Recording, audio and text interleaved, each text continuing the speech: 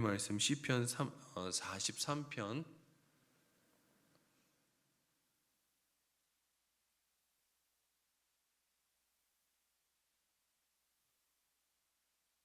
시편 43편 1절부터 5절까지입니다.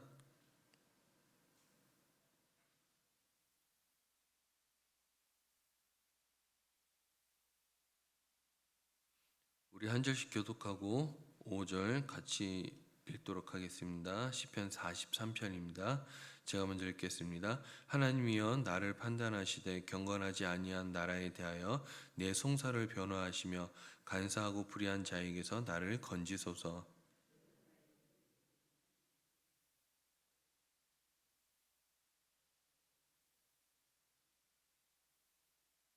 주의 빛과 주의 진리를 보내시어 나를 인도하시고 주의 거룩한 산과 주께서 계시는 곳에 이르게 하소서.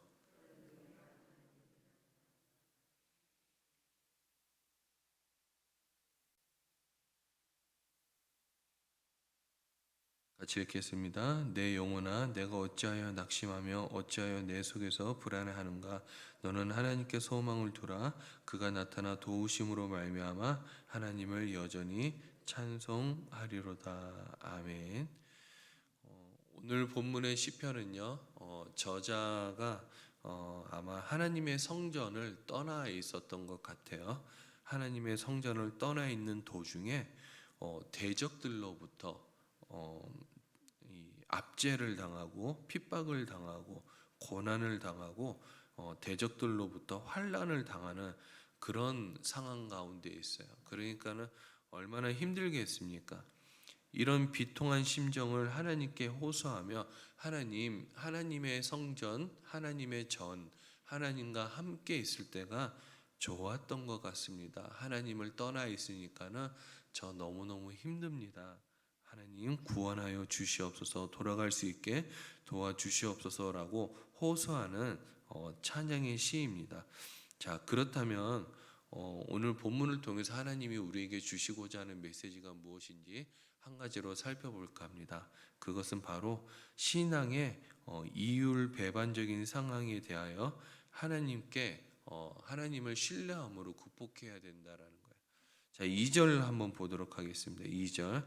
주는 나의 힘이 되신 하나님이시거늘 어찌하여 나를 버리셨나이까. 내가 어찌하여 원수의 억압으로 말미암아 슬프게 다니니까 라고 탄식하고 있어요. 사실 이 시편은요, 시편 42편과 같은 내용이에요. 하나의 시편입니다. 그 시편 42편과 43편은 나눌 시편이 아니에요. 그래서 나눌 시편이 아닌데 내용이 똑같아요. 그런데 오늘 분류상으로 43편으로 나눠 놓은 것 같아요.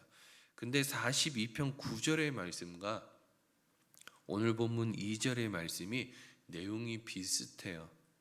그러니까는 지금 원수로부터 힘들다라는 거죠. 시인은 지금 하나님을 자신의 힘이라고 고백하고 있어요. 하나님을 나의 구주, 나의 목자, 나의 힘으로 삼는다라고 말하고 있죠. 여러분, 내가 하나님을 나의 하나님이라고 고백하고 하나님은 나의 목자시니 내가 기도할 때마다 응답해 주세요라고 얘기하면은 하나님이 응답을 해줘야 되겠습니까? 안 해줘야 되겠습니까? 해줘야 되죠. 근데 하나님이 응답을 취해 주셔야 되는데요. 또 하나님께서 오른손으로 우리들을 붙잡고 계심으로써 많은 사람들 앞에서 내가 하나님이다라는 걸 입증해 주셔야 되는데요. 또 원수가 그 발 아래 엎드리도록 하나님께서 인도해 주셔야 되는데요. 하나님이 얼마나 위대한가 하는 것들을 드러내셔야 하는데요. 하나님의 사람이 얼마나 능력 있는가 하는 것들을 나타내야 되는데요. 실제로는 그렇지 않았어요. 하나님을 나의 하나님으로, 나의 구주로, 나의 목자로, 나의 힘으로 고백하는데요. 실제로는요, 하나님이 자기를 버린 것 같았고요. 하나님의 도우심으로 승승장구하는 것은 고사하고요. 원수의 핍박으로부터 슬픈 가운데 있었어요. 참으로 신앙의 이율배반적인 상황이 아니라고 할 수 없습니다. 많은 성도님들이 이런 상황에 놓이게 되면 여러분 어떤 모습을 보이고 있을까요? 자신의 신앙에 대해 회의를 품습니다. 많은 성도님들이 이러한 상황에서 하나님의 존재를 버리고픈 유혹을 받게 돼요. 저도 한때 그런 적이 있었어요. 목사로서 하나님께 더 이상 어떤 기도도 하고 싶지 않은 거예요. 왜요? 왜 기도를 하고 싶지 않을까요? 여러분, 기도하면 어떤 마음이 생길까요? 기대하는 마음이 생기잖아요. 기도하면요, 바라는 마음이 생기게 돼요. 그런데 기도를 너무 많이 하니까는 이 바라는 마음이 너무 크게 생기고요, 기대하는 마음이 너무 크게 생기게 되니까 실망이 큰 거예요. 그다음 기도한 만큼의 응답이 오지 않으니까 실망이 크니까는 그다음 어떻게 돼요? 나는 차라리 하나님께 기도하지 않겠다. 이것이 저희 한동안의 철칙이었어요.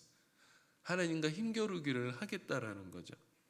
이렇게 많은 사람들이 하나님을 버리고픈 유혹을 받아요. 또 무엇인가 흐트러지는 모습을 보임으로써 자기가 하나님께 실망했음을 보이려고 해요. 마치 하나님께서 실수하셨음을 이 고지하기라도 하듯이 하나님께 일부러 그렇게 행동하는 거예요. 그래도 자신은 정당하다라는 거죠. 하지만 우리가 진정한 성도라면요, 이러한 모습은 온전하지 않습니다. 본문에서 시인은 가장 이상적인 모습은 아니지만 이러한 상황에서 과연 성도가 어떻게 행동하는 것이 옳은가를 보여줘요. 그것은 하나님 앞에 나아가 이럴 때라도 자기의 마음을, 슬픔을 토로하는 거예요. 말하자면 하나님이 날 버린 것 같은 상황일지라도, 하나님이 지금 나에 대해서 응답을 하지 않은 것 같은 상황일지라도요, 기대와 신뢰를 접지 않고 끝까지 매달리는 거예요. 그래서 어떤 사람은 이렇게 얘기했어요. 나는 더 이상 하나님을 믿지 않겠다라고 교회를 떠났던 거죠. 물론 이 상황에서 그 자신이 조금 더 흔들림 없노라고 고백했다라면 저는 좋았을 거라는 생각이 들어요. 아무리 고난이 찾아오고 이율 배반적인 상황이 놓인다 해도요, 하나님께 대한 자신의 신뢰에 대해 조금 더 변함이 없노라고 말을 했으면 얼마나 좋았을까 하는 생각이 드는 거죠. 하지만 이상적인 모습을 보이지 않더라도 저는 괜찮다라고 생각해요. 하나님 앞에 자기의 슬픔과 이 슬픈 감정을 다른 곳에서 분출시키지 않고요, 하나님 앞에 호소했다라는 것이 저는 정말 중요하다라는 생각이 드는 거예요. 이것이 바른 자세입니다. 우리는 하나님께 상한 심정을 가지고 와야 돼요. 우리 여러분 시편에 보면요, 하나님께서 상한 심령을 받으신다라는 표현이 있어요. 왜 받을까요? 다른 데 얘기하지 않고 오기 때문에 그래요. 여러분, 사람은 이 교통하는 존재이기 때문에, 이 소통하고 교통하는 존재이기 때문에요, 누군가와 대화를 하게 되면 마음이 풀립니다. 그거 아셔야 돼요. 누군가 대화하면 마음이 풀려요. 근데 사람들한테 다 쏟아놓고 사람들과 다 대화를 하면서 마음을 풀어놓고 하나님 앞에 오면요, 하나님 앞에 기도할 내용이 없어요. 왜요? 이미 사람들한테 마음을 다 털어놨기 때문에 그래요. 누군가에게 털어놓지 않고 이 상한 심정을 가지고요, 상한 심령을 가지고 하나님 앞에 나와 하나님께 주주 구구절절 막 쏟아 넣을 때, 이것이 되게 저는 중요하다는 생각이 들어요. 그때가 중요합니다. 여러분, 늘 평탄하고 수용 가능한 삶만 전개되지 않아요. 우리 삶 가운데는. 그때 우리는 함부로 행동해서는 안 된다는 거죠.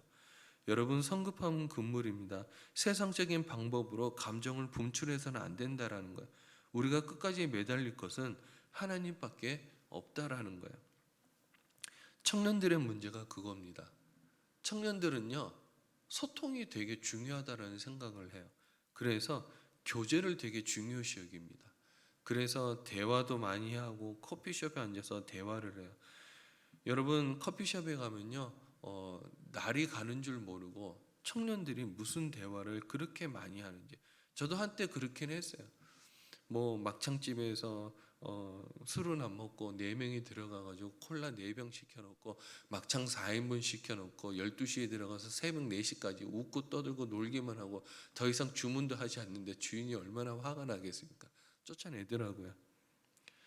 여러분, 그런데 중요한 게 있어요. 하나님도 우리와 소통하고 싶어 하신다라는 거예요. 그래서 저는 우리들이 이율배반적인 상황이 온다 할지라도요, 하나님에 대한 신뢰로 이 상황들을 극복해야 돼요. 여러분들의 상황은 어떻습니까? 이해가 되지 않는 상황들이 늘 오죠. 어, 어저께 우영우 마지막 편을 재방송으로 봤어요. 근데 태수미라는 법무부 장관이 이 법무부 장관이 되기 위해서 청문회를 했고 또 이제 임명을 기다리고 있는 상황이었어요. 근데 그 아들이 한 회사를 해킹해가지고 그 회사에 대해서 소송이 걸리고 그 회사 대표가 청산가리를 먹고 자살하는 법정에서 자살하는 이 사단이 벌어진 거예요. 근데 그 청산가리를 먹은 사람은요 자신의 아버지였어요. 그러니까 태수미 법무부 장관이 이혼을 했던 거죠. 이런 상황까지 몰고 갈 줄이야 꿈에도 몰랐던 거예요. 그런데요, 이 아들이 자수하기를 마음을 먹었어요. 근데 엄마는요, 내가 법무부 장관이 되어야 되는데, 내가 법무부 장관이 되어야 되는데, 네가 어떻게 지금 나를 이렇게 궁지로 몰아넣느냐라고 얘기를 하는 거죠. 여러분, 우리가 이런 상황이라면은 우리가 여러분들은 어떻게 하시겠습니까? 이때 우영우 변호사가 이런 얘기를 해요. 어, 변호사로서 참 딜레마에 빠진다라고 얘기해요. 고객의 이익에 반하는 행동을 해야 될지 아니면 이 자수하는 학생 때문에 이 사실을 팩트를 얘기해서 이 자수하는 학생을 살려야 될지 이 변호사로서 딜레마에 빠진다라는 거예요. 이 딜레마에 빠지는 경우도요. 우리 신앙인들에게도 많습니다. 하나님께 나아가야 될지 아니면 세상으로 내가 열심히 노력하면서 어떻게 문제를 해결해 봐야 될지. 여러분, 모든 사람이 가지고 있는 딜레마는 있어요. 하지만 중요한 것은 이 딜레마가 이율배반적인 상황으로 연결되지 않도록 여러분 우리는 노력해야 돼요. 여러분들은 어떤 마음을 늘 가지고 계십니까? 하나님이 응답해 주시지 않아도 하나님이 나를 축복해 주시겠지. 막연한 마음보다는요, 확고한 믿음이 있어야 돼요. 확고한 믿음. 그래서 저는 여러분들이 어떠한 상황에서도요, 흔들리지 않고 하나님을 찾고 하나님께 나아가 이 다윗 시편의 저자처럼 하나님 어찌하여 나를 버리십니까? 라고 얘기할지라도 하나님 앞에서 기도함으로 하나님과 동행하며 또 훗날에 하나님은 반드시 여러분들을 축복하실 것을 믿고 또 늘 신앙인으로서 당당하게 승리할 수 있도록 또 믿음의 행보를 늘 자신감 있게 가지고 갈 수 있도록 주의 이름으로 축복합니다. 자, 우리 한번